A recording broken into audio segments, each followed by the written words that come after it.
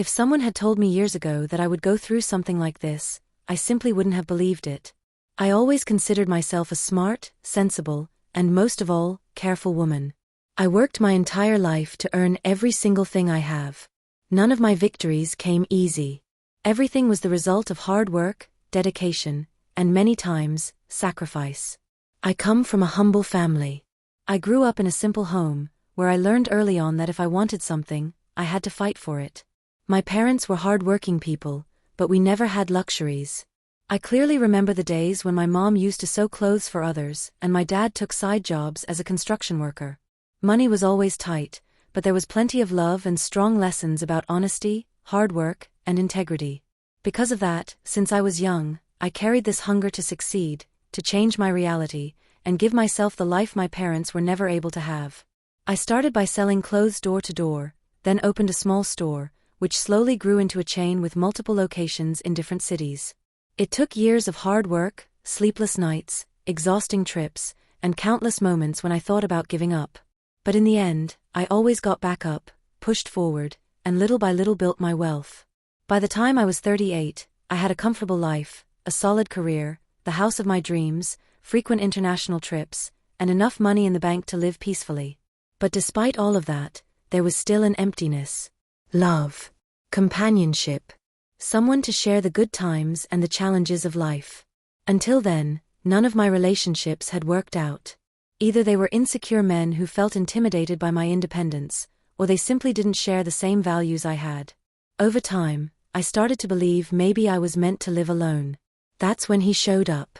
A man who seemed perfect. Good-looking, intelligent, polite, kind, and extremely charming. The kind of person who knows exactly what to say to make anyone feel special. We met at a business event. He said he was an investor, focused on mid-sized businesses, supposedly looking for opportunities in the retail market. Our first conversation was amazing.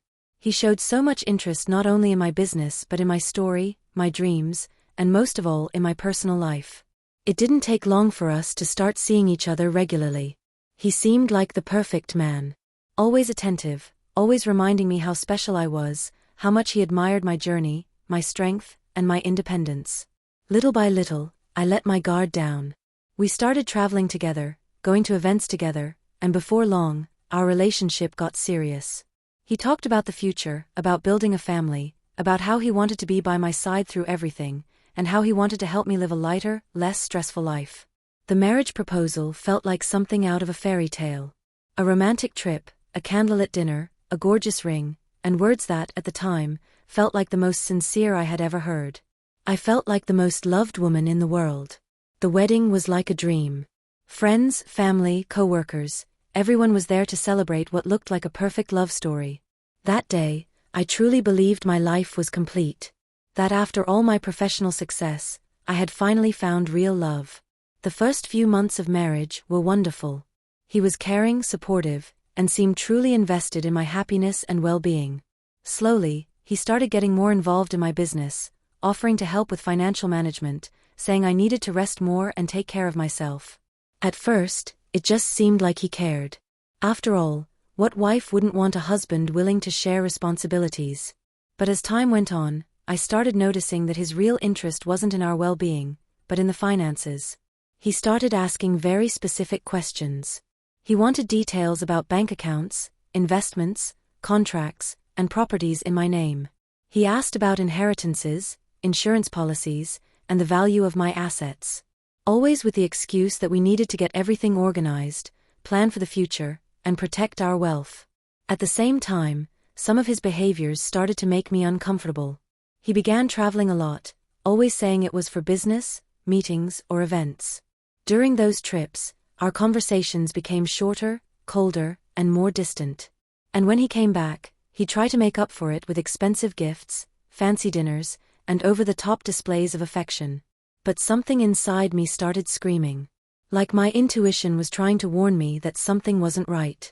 I tried to brush those thoughts away, convincing myself it was just silly insecurity, maybe leftover trauma from my past. But deep down, I knew it was more than that. The breaking point came on an ordinary night. I got home earlier than usual and noticed his laptop was open on the table. A part of me hesitated. I've never been the kind of woman who snoops through her partner's things. But that feeling inside me was so strong that before I realized it, I was already looking. What I found is something no woman should ever have to see in her life. Folders, files, spreadsheets, even timelines, that looked like something straight out of a crime movie. There were detailed reports about my assets, my financial transactions, and even forged documents. Fake contracts. Legal strategies to move my assets into his name, legally. And the worst part. In the middle of all that, I found an entire history of messages with another woman. His mistress. And it wasn't just a recent fling. From the dates and the content of those messages, they had been together long before he even met me. The conversations made it painfully clear that everything was part of a carefully planned scam. Get close to me, gain my trust, marry me, gain full access to my assets, and then disappear with her, leaving me not only emotionally devastated but financially ruined. In that moment, it felt like my whole world collapsed. I felt my chest tighten, my hands shaking, struggling to breathe. It was a suffocating mix of shock, disappointment, sadness, anger, and a deep sense of helplessness I had never experienced before. I spent hours reading through everything, going over every message, every file, every single detail. And the more I read, the more reality hit me. This wasn't just about betrayal. This was a scam.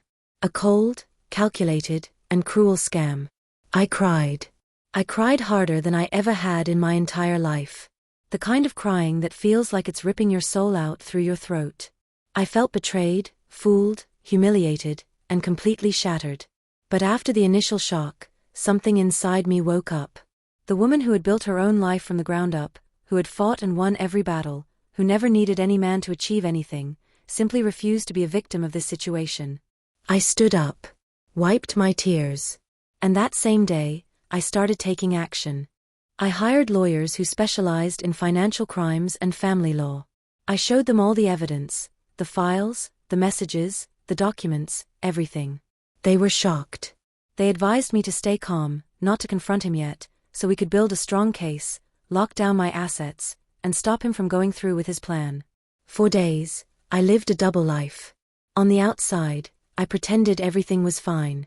On the inside, I was working non-stop, freezing my assets, changing my business contracts, moving properties into family holdings, doing everything possible to protect what I had worked my entire life to build. Meanwhile, we hired a private investigator.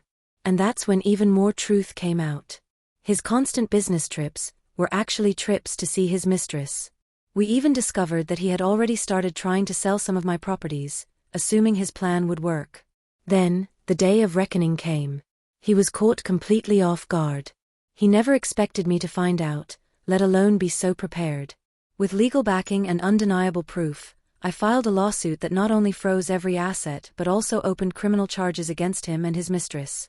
The man who once pretended to be the love of my life was now nothing more than a pathetic scammer, speechless, powerless, with nothing left but his own moral failure.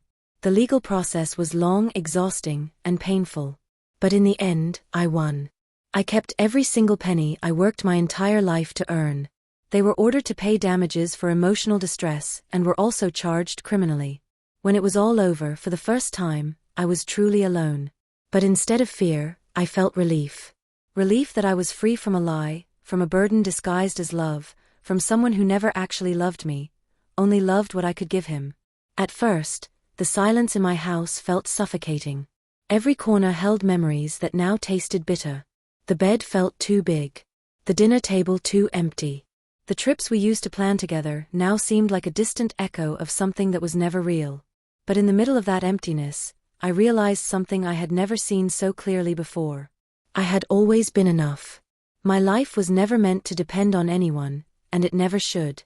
I had spent so much time trying to fill a void inside me, thinking I could only be truly happy if I had someone by my side, that I forgot that true happiness could only come from within.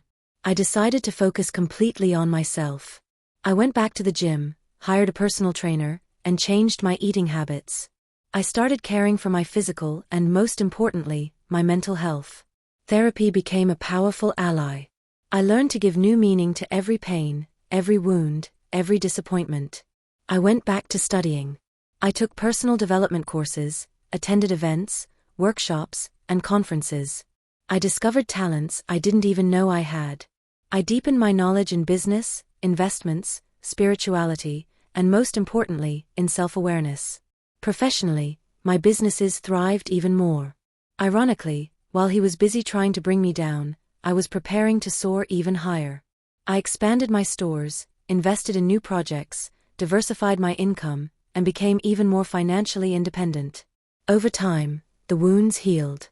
And in place of pain, a stronger woman was born. A woman who understands now that love isn't about dependency or filling a void. Real love starts within.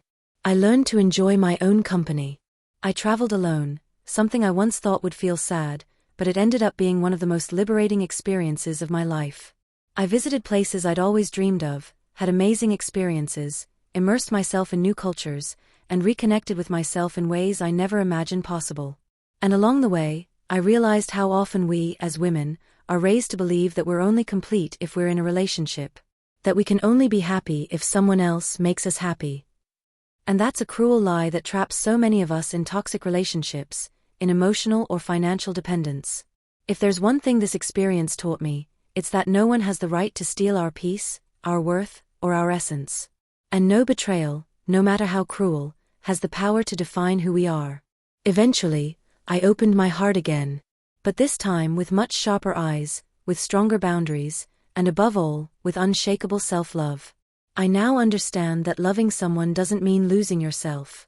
It doesn't mean handing your life over to someone else or ignoring the red flags that life throws in front of you. Today, I'm a new woman. And if one day someone wants to walk beside me, it will be to add, not to take. To share joy and challenges, not to use me as a stepping stone for their own interests. Looking back, I realized that marriage was never about love. It was about greed, manipulation, and deceit. But my life, that is about love. Love for myself, for my story, for the woman I've become, and for everything that's still ahead of me. If I could leave one message for every woman listening to me right now, it would be this. Never put your happiness in someone else's hands. Never let your loneliness speak louder than your intuition. Protect your heart, but also protect your finances, your peace, and your life. Love isn't blindness. Love doesn't hurt. Love doesn't destroy. And when something deep inside tells you that something isn't right, believe it. Listen.